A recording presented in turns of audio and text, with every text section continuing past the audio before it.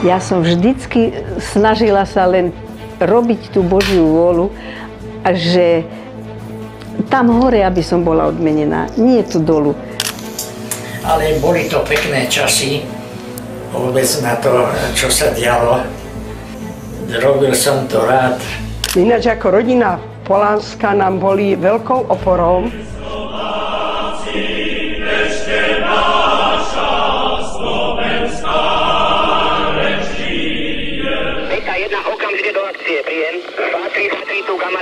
Milí priatelia, sme v Novej Dubnici na pôde okresu Považská Bystrica. Tento okres bol za komunizmu nazývaný Slovenským Albánskom. Pýtate sa prečo? Nuž preto, že v Považskej Bystrici sídlilo jedno z najtvrdších okresných centier komunistickej strany Slovenska. Avšak práve na tejto totalitnej pôde sa zrodili verní a odvážni synovia cirkvi, väčšinou členovia rodín, ktorí patrili k tretiemu rádu vtedy tajnej rehole františkánov, ktorá bola v tej dobe mimoriadne aktívnou.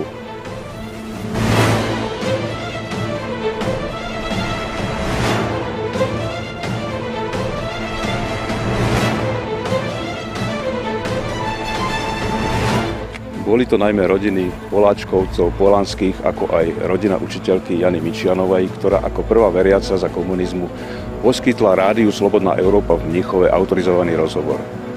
Prišla totiž o zamestnanie, pretože sa dala pokrstiť a svoje deti prihlásila na náboženstvo. Horšie bolo chytanie toho vysielania Hlasu Ameriky, Slobodnej Európy, aj Vatikánskeho rozhlasu, lebo to rušili. Vždycky niečo prišlo tak, ako ozaj, keby to Boh riadil všetko. To ozaj, nič sme nerobili nejako, že by sme my chceli niečo dokázať alebo urobiť. Asi pamätám, Ivanové heslo bolo, že keď sa niečo sľubí, sa musí dodržať, jedine keď ochoriem alebo keď ma zbalia eštebáci. Určite to bolo veľmi náročné na tú prevádzku. Ako ste to prežívali? Mali ste veľký strach, lebo ako ste to rodinným životom nezvládli? Žiaden strach. Žiaden. Keby sme mali strach, by sme to nerobili.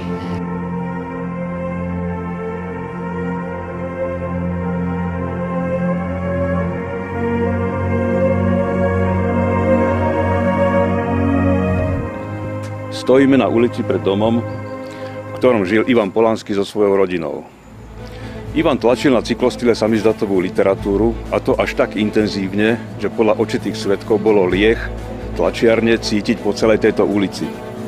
Samozrejme, že to bolo na najvyš veľké riziko, ale byť disidentom bez rizika sa proste nedalo. Ľudia boli zvedaví, mali sme okruh ľudí, ktorí sa zaujímali o tieto veci. Potom som to predával, aby som mal na papier, na farbu. Aj ma podporovali. Prišli, Ivan, daj nám toľko a toľko čísel. Dal som ich. Ja hovorím, no dobre, ale to aj niečo stojí. Dobre, postarajme sa, koľko chceš. Aj toľko zohnali tých peňazí. Keď nás oslovili Polánsky do spoločenstva rodinného, a Ivan vtedy už bol veľmi aktívny, že už on rozmnožoval samizdat, čo sme vtedy ešte ani moc nevedeli. Najskôr to robil doma, potom to robil na Belej. A my keď sme mali rodinný dom, jediný z toho spoločenstva, takže či by to nemohlo byť aj u nás. No a historický zápisník nemáš? Zápisník nemám, ale mám výber. Výber? 86, pozri sa na to. Si pamätáš, Ocinko? Pamätám, áno. Akože robil to Ivan hore, tam som ja žehlievala, mala svoju prácu, tam som šila a už sme mali 5 detí. A chalani boli takí dvojroční, tieto najmenšie dvojičky a pýtali sa, a prečo ten Ujo Polánsky tak často chodí k nám? Keď nás je veľa, tak nám chodí pomáhať žehliť. Tu mal Ivan ten stroj, no tu sa to potom ako aj triedilo, delilo. Som chodila aj s tými papierami, keď som išla do Banskej Bystrice, keď už Ivan bol aj zavretý za tým obhajcom. A ten sa ma pýta, vy nemáte strach takto istým? Ale reku, nie, žiaden strach nemám, ja som vôbec necítila strach. prišla tá domová prehliadka a Ivana zatkli. Ako si to prežívala? Prišiel námestník za mnou do laboratória, sa pýta a mi hovorí, že viete čo, pani Polánska, keby ste sa obliekli a pôjdete domov. A ja mu hovorím, reku, a čo, ešte báci prišli? 6, 3, 7, 2, 6. Prišiel mu za mňou a hovorí, že Ivana zbalili. Plná poval bola samizdatu. Čo s tým? Tak sme to roznášal to po všelijakých známych. Keď prišli ešte báci, no tak tam už sa nejako nedalo. Ale som hovoril, že nebudem ich povedať. To sa im samozrejme neľúbilo. 6, 3, 7, 2, 6. Tak oni tak vážni boli, ale nič, aj po ceste v aute som im rozprávala. No a videla som tam pod sedadlom, tam mali, hádam, 5 tabuliek s číslami, čo stále menili čísla. Prišla som domov a Ivan už bol tam.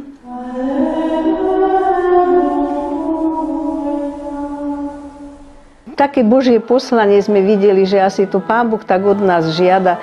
Potom z nečakane prišla tá sviatosť oltárna, že nám doniesli. A sme chodievali aj cez deň na poklony, tam sme mali kľúče od ich bytu, ako kto kedy mohol, vtedy išiel, aby nebol Pán Ježiš sám. Tú nádobu, kde sme mali uloženú sviatosť oltárnu, a to bola také na kvetiny, to bolo pôvodne. A v noci štvrtok sme chodievali od 11. do 12. na poklonu, keď sa Pán Ježiš krvou potil a to na druhý deň sa išlo do roboty. Ale nikomu to nerobilo nejaké problémy. Ten jeden eštebák už zobral ten črepník, nechcela som ukázať na sebe, ale som tak veľmi intenzívne prosila Pannu Máriu, v tom momente položil. V októbri 1987 štátna bezpečnosť napokon Ivana Polánskeho zatkla. Po 10 mesiacoch vyšetrovacej väzby od dňa 17. júna 1988 Krajský súd v Banskej Bystrici podľa paragrafu 98 odstavec 1 až 2 písmeno B odsúdil za podvracanie republiky na 4 roky nepodmienečne. Bol s Ivanom súd a keď Ivan išiel, na to nemôžem zabudnúť, som prvý raz videl taký obraz, ruky v putách alebo takto a potom len takto kýval a po mne normálne hrôza prechádzala, keď sme to videli. Nakonec na každého z těchto lotů dojde. Na každého dojde a každého stihne zasloužený trest. Ivan bol odsúdený za podvracanie republiky vlastne ohľadom na ten historický zápisník, kde uvádzal informácie o slovenskom štáte, o Jozefovi Tisovi a Andrejovi Hlinkovi. Čo ho vlastne viedlo, aby sa zaoberal týmto obdobím? My sme si Tisu vždy vážili, lebo sme vedeli, že vlastne on zachránil Slovensko. Slovensko zachránil, však ináč by sme neboli existovali. To nám aj naši rodičia vždycky hovorili, že teda boli by sme, patrili teda jedna časť Poľsku, druhá časť Maďarsku a Slovensko by bolo zlikvidované. A on sa podujal na to, skutočne, on je mučeník, lebo už bol mučeník aj vtedy, keď bol ako prezidentom. Lebo nemal to ľahké, lebo mal medzi sebou všelijakých ľudí. Aj v súčasných slobodných análoch sa ťažko dočítame, v čom vlastne spočívalo podvracanie republiky samizdatovou tlačou Ivana Polánskeho. Našťastie nám to prezradzajú samotní komunisti. Napríklad Eva Nová v denníku UVK SSR Pravda z 5. septembra 1988. Citujem. Samizdaty, ktoré Ivan Polánsky rozširoval, tendenčne hodnotia miesto tzv. Slovenského štátu v našich novorodých dejinách. Či je objektívne, pýta sa v denníku Pravda Eva Nová, vydávať Jozefa Tisa za veľkého syna slovenského národa? Podobne sa v samizdatoch manipuluje s osobou Andreja Hlinku, predsedu Hlinkovej slovenskej ľudovej strany. Andrej Hlinka sa tu totiž predstavuje ako významný slovenský politik. A Andrej Hlinka je verným obrancom slovenského národa ako takého. Nuž výroky podľa komunistickej justície hodné 4 rokom natvrdo. Položme si však otázku. Kam sme sa od tejto doby posunuli ďalej? Na obranu odsúdeného Ivana Polanského sa zodvírila vlna solidarity. Vznikla dokonca podpisová akcia a celosvetovo organizovaná protestná hladovka na obranu československých politických väzňov. Samotný pražský kardinál František Tomášek odkázal rodine Polanských toto. Ďakujem vám za dôvieru, aj sem s vámi, v modlitbách o Boží pomoc a ochranu. A jednu vec ešte hovorili, no, my vieme, že aj tak to bude, že to už bude na zajtra Slobodná Európa vysielať. Že vy to dáte vedieť. A ja hovorím, reku, ja to dám vedieť. To ja nedám vedieť, ale na to sú ľudia, ktorí to dajú vedieť. Si pamätáme, sme počúvali Slobodnú Európu, ako Tono dával správy na Slobodnú Európu. Mal som aj knižné pramene, tak to sa dalo, to sa len prepísalo na blanu z tých časopisov väčšinou, ale aj z kníh. Tak tá robota bola zaujímavá. Napokon bola Ivanovi Polanskému v októbri 1988 udelená amnestia prezidentom republiky Gustavom Husákom. Všetky kampane, ktoré sú v rozpore so životom a s vedomím našich ľudí, môžu skončiť iba krachom. Bola to pekná doba. Stálo to za to. Aj to, čo ma zavreli, stálo to za to. Dobrodružná tiež. Súčasným bydliskom manželov Polanských je zariadenie pre seniorov v Dubnici nad Váhom. Ivan je už v pokročilom veku a tak naše otázky budeme skôr smerovať na jeho manželku Idu. Ida Polanská je okrem iného sestrou doktora Tibora Béma, ktorý v novembri 1989 obhajoval aj našu bratislavskú Peťku na čele s doktorom Jánom Čarnogorským.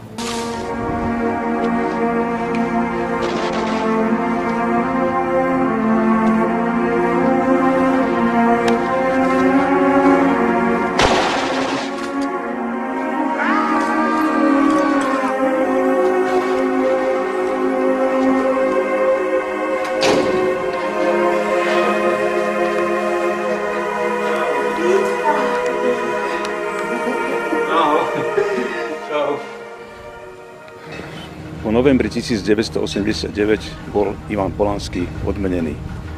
Vyslali ho do Prahy ako poslanca federálneho zhromaždenia. Zrejme na Slovensku, kde sa ujali iniciatívy takí renomovaní odbojári ako napríklad Fedor Gál, Miloš Žiak alebo Peter Zajac, sa nehodilo, aby vedľa nich stál politik, ktorý obhajuje slovenský štát, doktora Jozefa Tisu, alebo otca národa Andreja Hlinku. Národe môj, milujem ťa, a či budem žiť, alebo v zemi hniť, milovať ťa neprestanem. To bola taká rana, že proste, že sa to začalo uberať tak, ako sa to uberalo, že to nebolo dobre. Ale ja som potom v Dom Gobimu čítala, že Panna Mária tam hovorila, červený drak bude zničený. Ale nastúpi ďalší čierny drak, ktorý bude oveľa nebezpečnejší, ale toto je oveľa nebezpečnejšie, lebo tu sa hovorí o Bohu, ale sa Bohu rúha. Vtedy bol ten nepriateľ ako jasný. Boli to komunisti, prenasledovali, ale veriaci sa zdržali spolu. Teraz si myslím, že je oveľa horšia doba.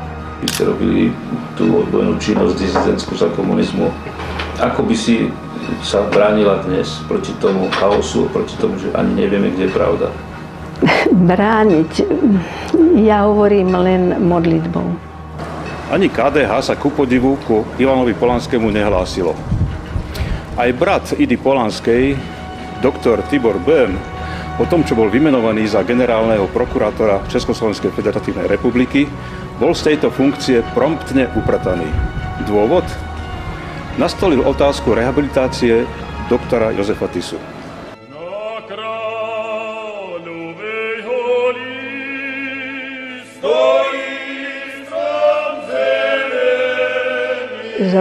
Rodina to bolo základ. Stával na dedine, na pôde, že aby každý mal pôdu, aby každý mohol, aby bol sebestačný. Skutočne úžasné. Ešte úžasnejší je fakt, že bývalý prezident Slovenskej republiky Rudolf Schuster udelil vysoké štátne vyznamenanie generálovi Antonovi Rašlovi, ktorý práve poslal doktora Jozefa Tisu na smrť.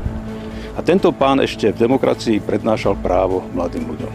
To si pamätám, učitelia plakali, deti sme boli vystrašené, plakali sme, že čo sa stalo, lebo každý ho mal rád.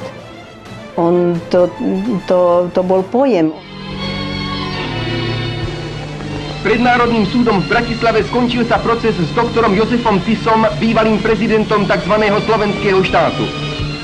Predseda súdu doktor Daxner prečítal rozsudok, ktorým sa Jozef Tiso odsudzuje k trestu smrti povrazom. Dnes by sme o Ivanovi Polánskom, ako aj o iných uprataných disidentoch, nevedeli skoro nič. Ale Ivan si sám vyboxoval aké také uznanie, ako to svedčí komisia Ústavu pamäti národa, a to z 15. septembra 2009, ktorá, citujem, preskúmala žiadosť o priznanie postavenie veterána protikomunistického odboja Ivana Polanského, vyhovuje jeho žiadosti a priznáva mu toto postavenie. A vyhorí čierne hory, veď nad vami mračno stojí. Ako to vnímaš, takýto akt čestné uznanie za zásluhy o demokraciu? Teraz odhliadnúť od Ivana. Nikdy som nebola za žiadne uznania svetské, za žiadne také metále, alebo aby ma niekto tu uznal. Ja som vždycky snažila sa len robiť tú Božiu vôľu, lebo to sú tie vyznamenania. Jeden dá vyznamenanie, druhý ho zoberie. Druhé ráno von vyzrela červené